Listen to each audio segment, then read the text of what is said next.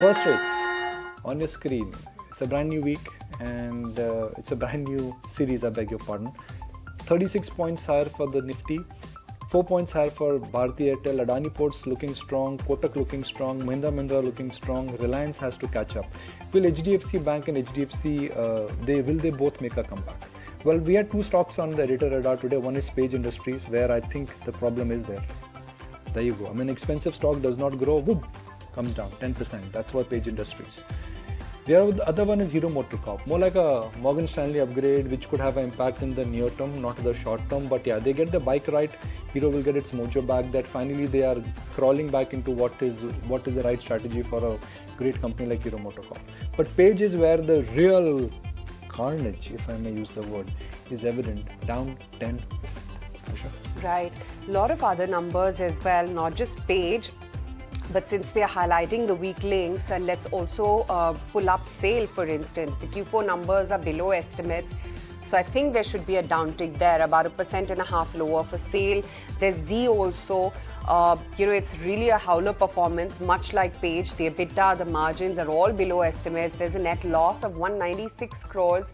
Although Z has started off flat, I guess much of the damage is already done on the stock. Look at Radico Khaitan as well.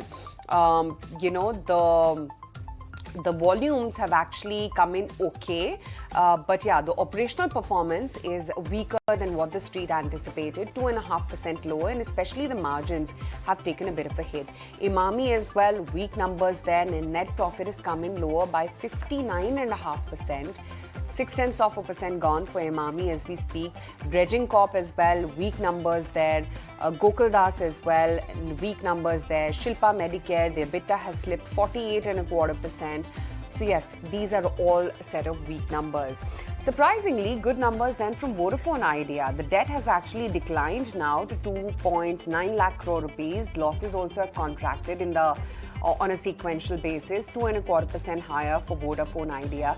We were telling you about Aster DM as to how we reported this story back in September itself. The numbers are out. The EBITDA is up 9.5%, and there are binding bids for the Gulf business, which are likely by the first quarter, though Aster DM starts off down 2.5%.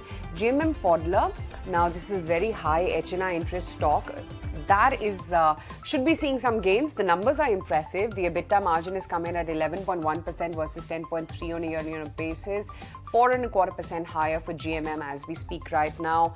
There's eClerx, MedPlus Health, Triveni Engineering, Mrs. Vector, cracker of an earnings performance from there. EBITDA has risen 90%. The margins have expanded to 13.9% versus 10% on a year-on-year basis. Stock holding up 1.5%. Although I must add that in the last quarter itself, you've seen some fabulous gains come in on the stock price for Mrs. Vector Food. Much in the larger scheme of FMCG names actually holding out. This also continues its uptick. Kunal, any trades that you're punching in? Mrs. Vector is one of the favorites, right? Yeah, it still remains one of the favorites. Looks very attractive, and I think that the uptrend should continue for that stock. But other than that, large cap stocks is where I would probably keep an eye on, specifically Reliance Industries. 2460 approximately is where the stock is trading right now. So I think looks good for 2500, 2550 mark over the very near term. All right, that's Reliance Industries. Lots of options to pick out for the day. What is it that you're looking at, Naresh?